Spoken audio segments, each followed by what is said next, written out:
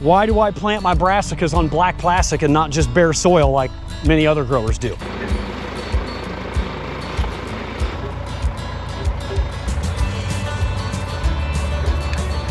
Why don't I use white plastic? We're loading up the rest of our cauliflower and we will be done. 6,000 plants I've been watering twice a day. It is blazing today. Whew. Just a little bit of silk starting to turn brown. Let's pick this one. See what it looks like. We are stringing up tomatoes for the third time. This is our trial tomato plot. Oh, it smells so good. Good morning, everyone. Welcome to Wishwell Farms. My name is Jason, and today we're going to be back on the transplanter playing catch up after 2 days of rain. We have clear blue skies, the ground's finally drying out, and it's hard to believe that we're already thinking ahead to the fall harvest. Today we are transplanting broccoli, cabbage, cauliflower, and Brussels sprouts.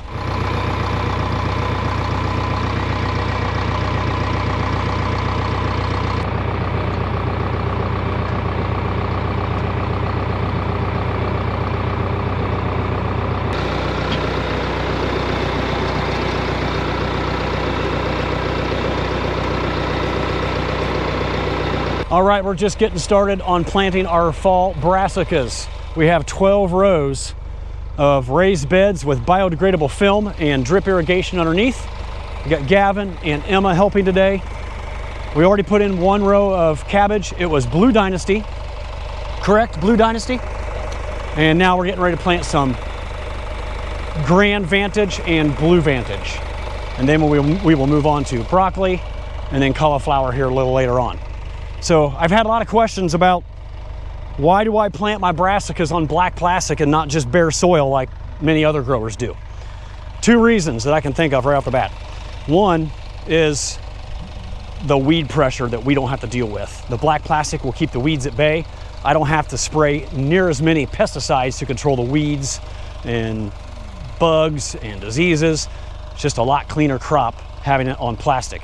The other reason is irrigation.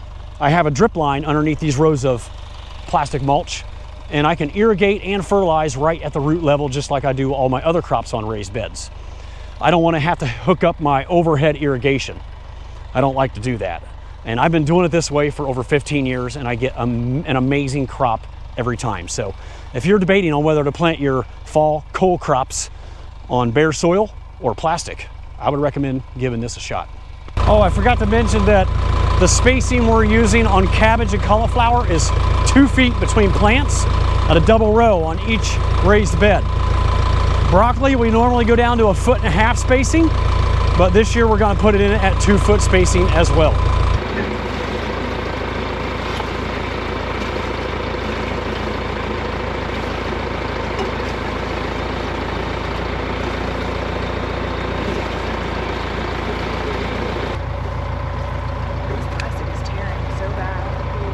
When we did the room over there, it was like huge holes everywhere. Jeez. Like that, those would be fun weeds later.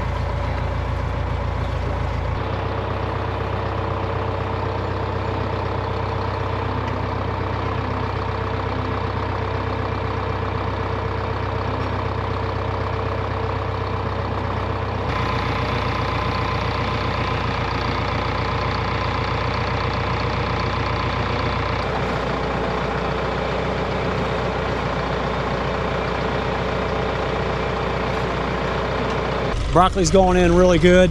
If you're wondering what our varieties are that we're planting, on the far left there, we have Fortress. Beside it, Millennium. And then over here on the next row, Imperial and Eastern Crown. And then over here on this row, we're getting ready to plant Emerald Crown. So I was just thinking about a question that I'll probably get. Why don't I use white plastic? I have used white plastic before, and it did really well. The only problem is that it delayed the maturity of the plant so much that we had probably a third of our crop, if not half of our crop, that did not ripen in time before the end of the season. And I was unable to harvest it and ended up just bush hogging it down. So we like the black plastic. I know what dates I need to plant and what dates that will give me a good harvest at the right time. late September and all through October. That's when we want to harvest our cole crops. Now, I wouldn't recommend using black plastic in spring brassicas or cole crops. That's the same thing, by the way. Brassicas and cole crops are the same thing. The black plastic just gets too hot, and you'll get ricing on the cauliflower. The broccoli will bolt awfully quick, and you'll get ricing on the cauliflower. It looks like little hairs growing off the white curd. So some years it has worked, but we always had issues with our spring crops growing them on plastic just because it gets so hot this time of year when they are maturing. So we only grow a fall crop now, no spring crop.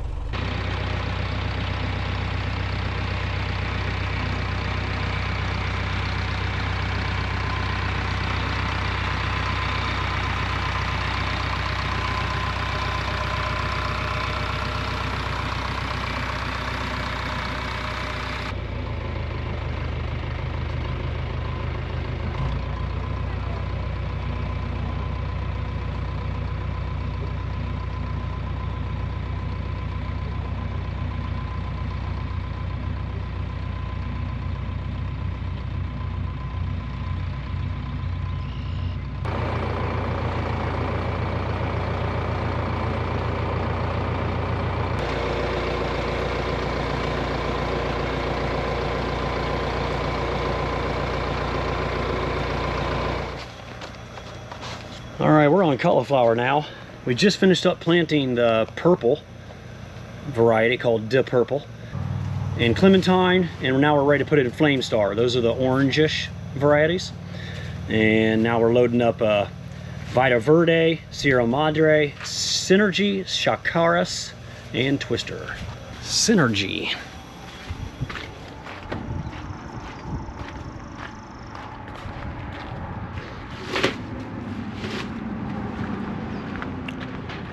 Filling the tank up with water and a little fertilizer. If you're wondering what starter fertilizer I put in the tank, I use the same thing I use in my corn planter. Its analysis is 8-24-4. It's just a liquid pop-up starter fertilizer. Nothing special. We're loaded and ready for another round. Still waiting on the tank to fill up. We put in 2 garden hoses to try to fill it up a little bit faster. Normally, I fill it up down at my well pit with a 2-inch hose, you know, and it fills it up in 5 minutes, but I didn't feel like disconnecting it, and I thought we would try the 2 garden hose method, but it's still too slow.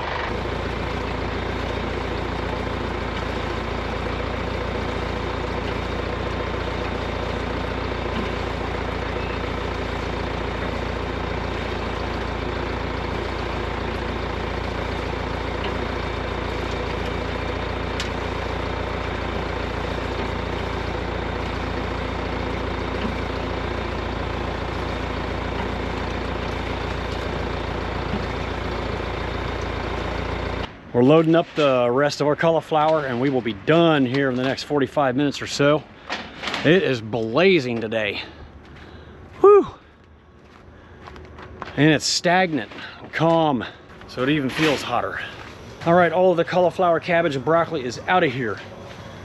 We have our final planting of cantaloupe ready to go in any day. We could do it today, but we're not going to. 3rd planting of cucumbers. They need another 10 days at least. And then our 2nd planting of broccoli, probably 2 weeks out yet. These are leftover cantaloupes. I don't know if we will need them, but I'm hanging on to them just in case we don't have enough here.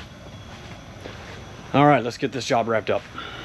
I'll be very glad when we finish this job up because I don't have to water them anymore. 6,000 plants I've been watering twice a day because it is hot in there.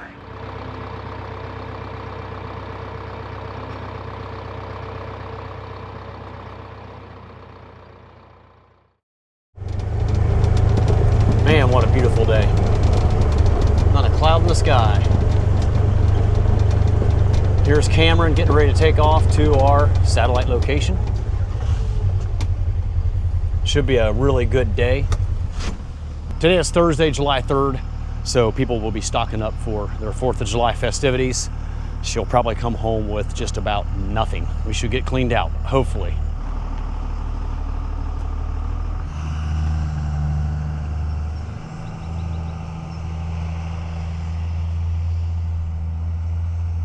we have a small crew today. Myself, Jason, Elijah, my daughter Natalie, and my son Gavin, and we are stringing up tomatoes for the third time.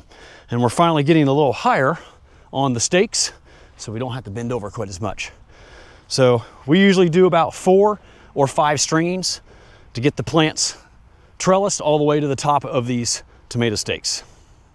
If you haven't seen this process before, this is called the Florida weave. I'll let Gavin demonstrate a little bit how he's doing this.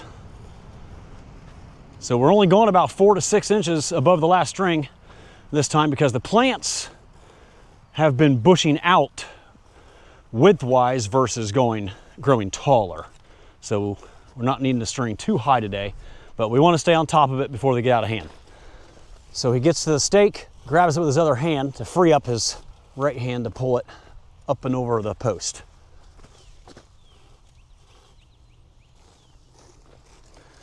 The tomato plants are looking very healthy.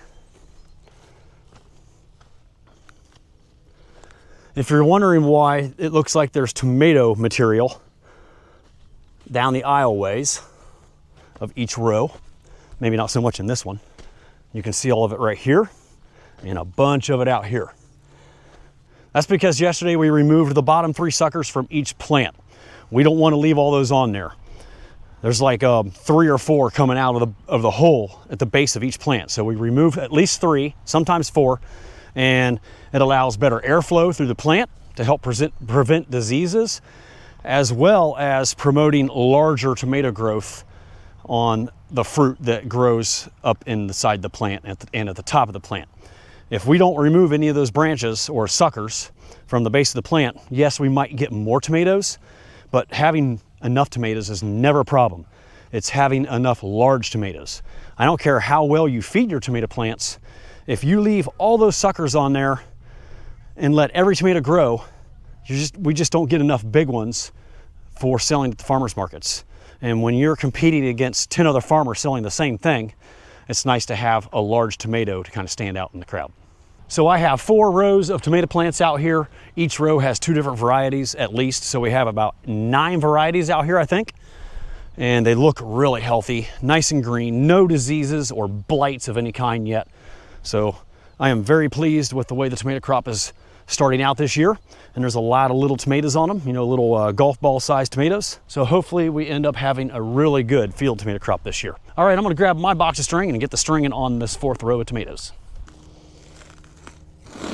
If you are interested in seeing more detail about the Florida weave system, because maybe you want to implement this trellising system in your own garden or in your fields, I will drop some links down below in the description box of at least 2 or 3 other videos where I spend a little more time demonstrating how to do this. Very simple and effective and fast. Very fast way to trellis on a large scale. Not that we are that large. I mean, I don't even have 1,000 plants out here, so it's really not that many. But it works great in greenhouses and high tunnels too.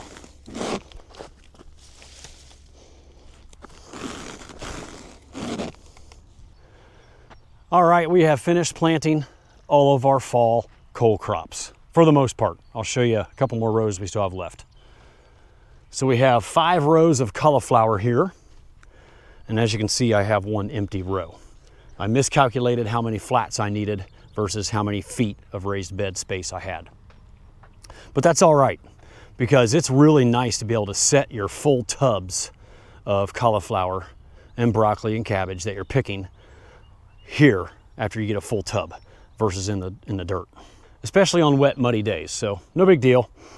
If we have an overflow of something else, you know, I have an empty row I can put it in. Then we have 3 rows of broccoli. Actually, it's 2.5 rows. This outside row is Brussels sprouts.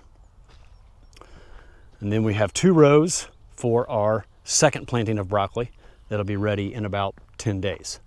And then 1 row of cabbage. You know, one of the things that's kind of crazy about vegetable farming is that you're planning months and months in advance for what you're doing right now.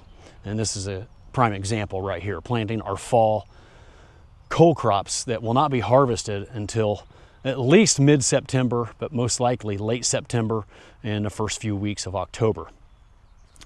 It feels like it's just now summer, and here we are planning for the end of the season. But that's what you got to do to have a continual harvest throughout the entire summer and fall. While we're over here, I wanted to show you something. This is our trial tomato plot. I was sent 3 varieties, maybe 4. Yeah, 3 varieties of tomatoes and 1 variety of cucumbers from Pan American Seeds. And the rep in this area knew of our channel and our farm and reached out to me and see if I wanted to pick out a handful of seeds to trial on our farm. So I picked out 3 tomatoes and 1 cucumber. I'll show you the varieties that we have and how they're looking. So this row right here is the pickling cucumbers that I tried out. I think the variety is called Quick Snack, something like that. But they're made to grow in pots. And they have a really odd looking pickle. Really long and slender. I mean, I guess they're pretty nice, but they're just not like the normal ones you see. They don't seem to be very prolific, probably because they're not made for field production. I don't know. If you're wondering what these are, this is our winter squash. We have 2 rows of butternut and 2 rows of spaghetti squash. Butternut 900, Quantum, and then 2 rows of Primavera spaghetti. All right, let's look at these 3 tomato varieties. This is a pink beefsteak style tomato right here. I'll throw the name up on the screen. I just know it's something pink. We just finished stringing them up for the very first time. Next up, we have a grape tomato called Artemis. They were really sprawled out across the plastic, so I tried to gather them up into the string as good as I could. And then the final variety here is Wonder Star. I think this is just a regular red tomato, beefsteak style tomato. And those pink ones back there, I believe that is a Wonder Star as well. So a Wonder Star red and a Wonder Star pink. So it'll be interesting to see how these compare to some of my other favorite hybrids that I've been growing for many years. I'm currently out here in our sweet corn patch. This variety is called Bolt. I want to give you another look at it as we are nearing harvest. We're probably 7 to 10 days off right now. And as you can see, it has grown a little bit more. If you've seen how tall the corn was a few videos back, it was down here about below my chin. Now, some of it is just about 6 feet tall. But this is as tall as it gets, and it looks really nice. This is the patch that I overplanted on accident at 30,000 seeds per acre instead of my normal 22. I'm gonna pick an ear off and show you how close it's getting. It's still gonna be in the blister stage and have no color to the kernels, but I want you to see what an immature ear looks like that's about a week or 10 days off from harvest. I'm getting really excited about having our own corn and not having to purchase Georgia sweet corn or Indiana or even Southern Ohio. Buying sweet corn's very expensive. Growing it's kind of expensive these days too, but there's definitely more margin there to be made when you are picking and selling your own sweet corn. All right, let's walk out of this patch here and try to find one with some silks that are starting to turn brown. You can see that there. Just a little bit of silk starting to turn brown. Let's pick this one and see what it looks like. The ear size looks great for an immature ear. I mean, obviously it has a lot of filling out to do. Let's take a look at this inside.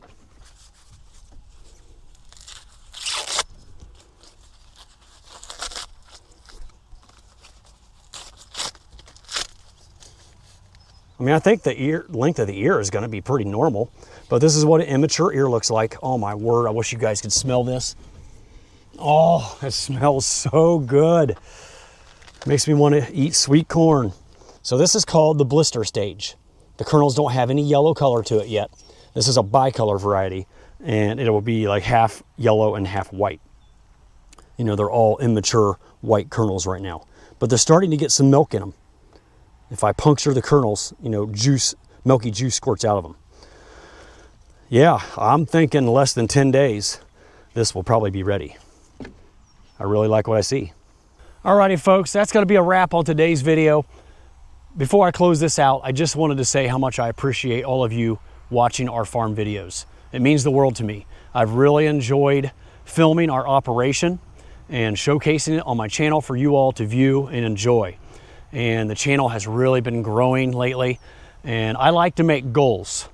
Not that subscribers really means that much. What really matters is how many views you get in the watch hours. How long are the viewers staying on the channel watching your videos? That's what matters. And it has really been taken off a lot lately. So guys, thank you so much. I really appreciate all of you taking time out of your day to watch my videos. And like I said, I like to make goals. And one of those goals is to hit 30,000 subscribers by Labor Day. I think we're gonna do it pretty easily. So that's pretty cool to see the channel growing, and it's happening because of you fine folks. Alrighty, as always, thank you so much for watching. I really appreciate it. Don't forget to give it a thumbs up if you enjoyed the video. That'll really help the channel take off. I'll see y'all again next time, down on the farm.